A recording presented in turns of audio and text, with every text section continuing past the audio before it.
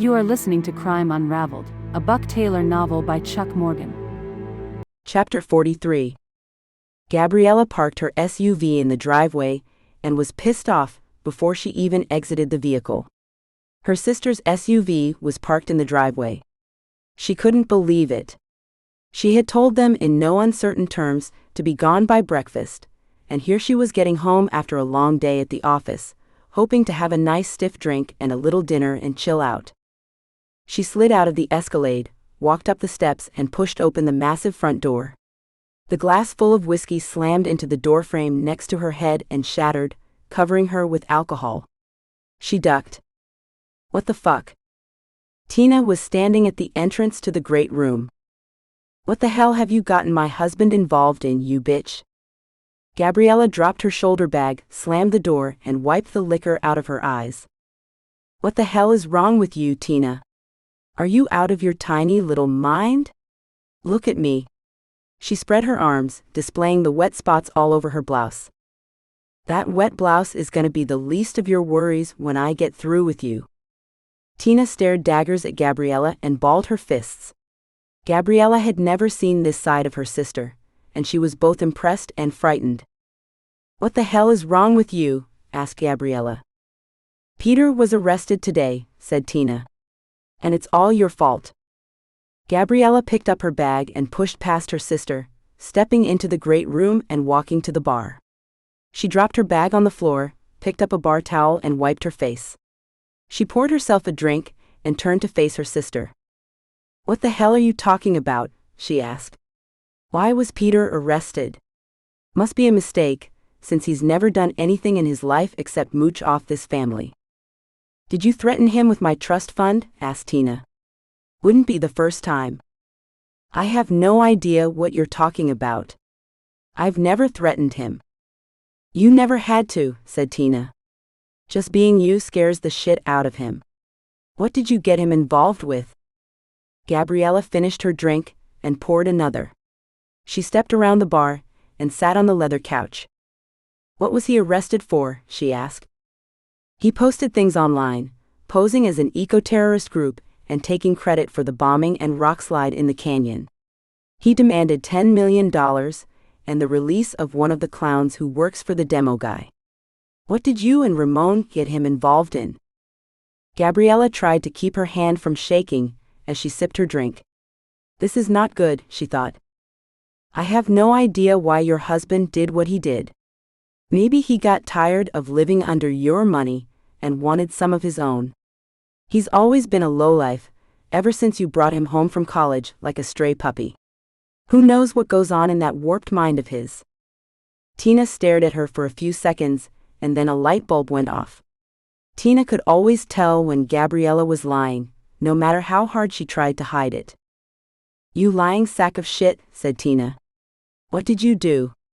Did you and our crazy brother cause that landslide? Gabriella jumped up and pointed at Tina. Our brother is dead. You watch how you talk about him. We had nothing to do with the rockslide. How dare you? How dare I? Asked Tina. He's been trying to regain our water rights and land for as long as I can remember, as did Dad and Granddad. They all failed. She paused for a second. Is that what this is all about, a land grab? You couldn't do it legally, so you did it underhanded? Is that why Ramon and Dutch are dead? She raised her hand to her mouth and stared at her sister. Gabriella downed her drink in one swallow, walked over, poured herself another and downed that one.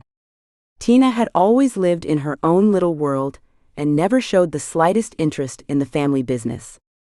Suddenly, she was aware of what had been going on. Gabriella was shocked and uncertain how to respond. Ramon and Dutch died because they were careless and entered an old mine they had no business being in. It had nothing to do with me, said Gabriella. You killed them, said Tina. I can see it in your eyes. You've never been a good liar. Tina turned away from her and then turned back. How many other people have died because of your scheme? My God, Gabby, you blew up a highway and dammed a river with a rockslide. What the fuck is wrong with you?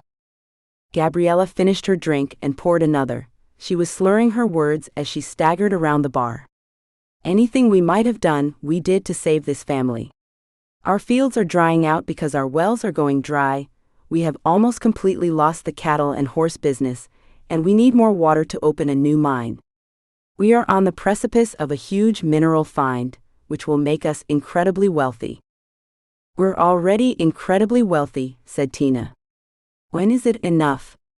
She looked at Gabriella. You're insane, both you and Ramon. Dad would be turning over in his grave if he knew what you did, and then you had the nerve to get my husband involved. I should call the police right now and have you arrested. Gabriella, as drunk as she was, moved with lightning speed, crossed the floor and smashed her fist into the side of Tina's head. Tina's head snapped back, and she fell over the couch and landed on the floor.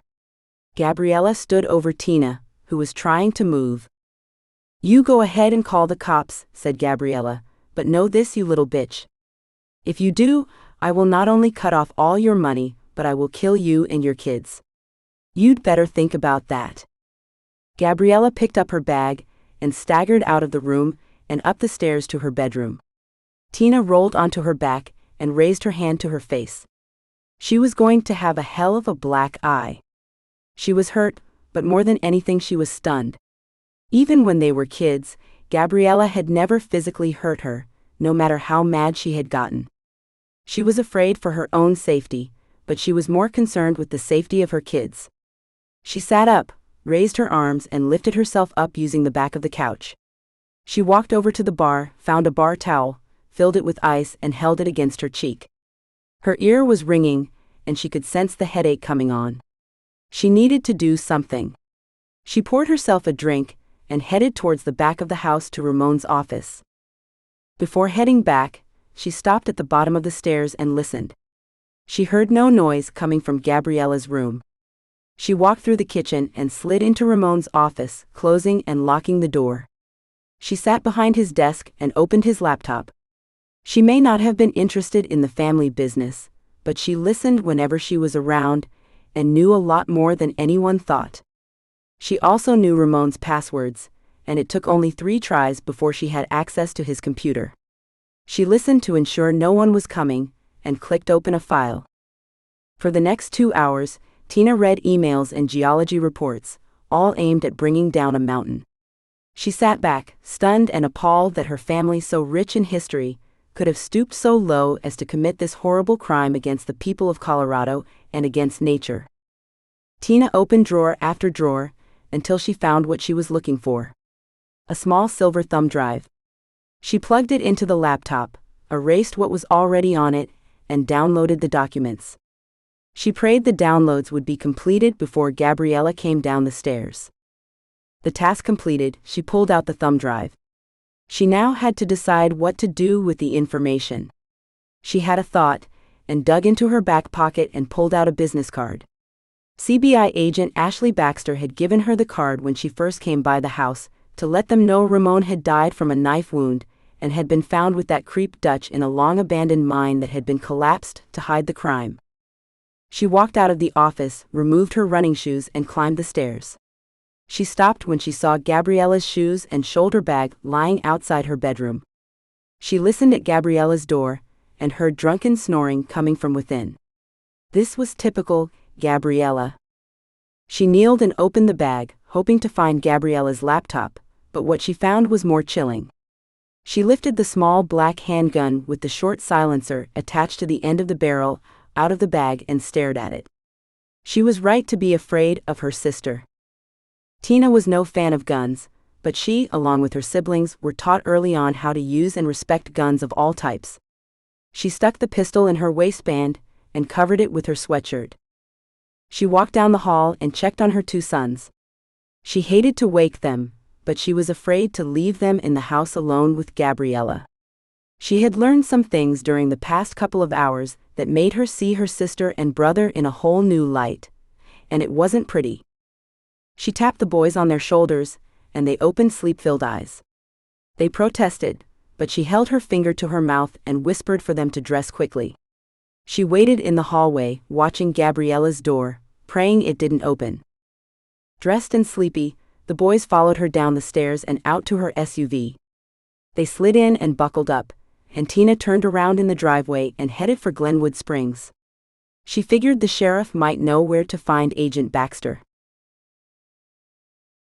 Thank you for listening to this chapter of Crime Unraveled, a Buck Taylor novel by Chuck Morgan. You can find the entire crime series as well as other novels by Chuck Morgan at chuckmorganbooks.com or on Amazon.